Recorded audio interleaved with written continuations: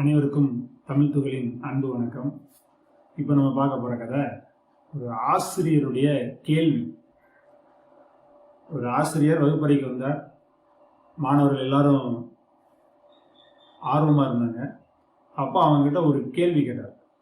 அவருடைய கேள்வி என்ன அப்படின்னா, வாகனங்களில் பிரேக் எதுக்காக இருக்கு அப்படின்னா ஒவ்வொருத்தரும் ஒவ்வொரு பதில் சொன்னாங்க.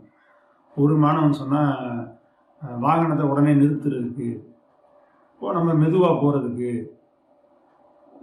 வாகனம்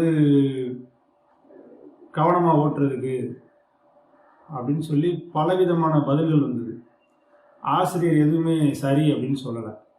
ஒரு மாணவன் எழுந்திருச்சு நம்ம வேகமாக போகிறதுக்கு அப்படின்னு சொன்னான். அப்போது வகுப்பில் இருந்த எல்லா மாணவர்களும் சிரிச்சிட்டாங்க. ஆனால் ஆசிரியர் அவனை பாராட்டினார். அதுதான் சரியான பதில் அப்படின்னா. இப்போ எல்லாரும் எப்படி அப்படின்னு கேட்டாங்க. இப்போ உங்கள் வாகனத்தில் பிரேக் இல்லைன்னா நீங்கள் என்ன செய்வீங்க? உங்களால் வேகமாக போக முடியுமா? நம்ம வேகமாக போகலாம் அப்படிங்கிற நமக்கு அந்த நம்பிக்கையை கொடுக்குறதே இந்த பிரேக்கு தான்.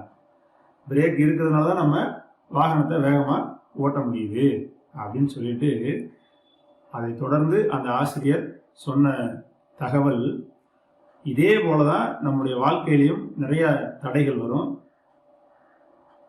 அந்த தடையெல்லாம் தாண்டி தான் நம்ம வேகமாக போகணும் அப்படின்னு சொல்ற.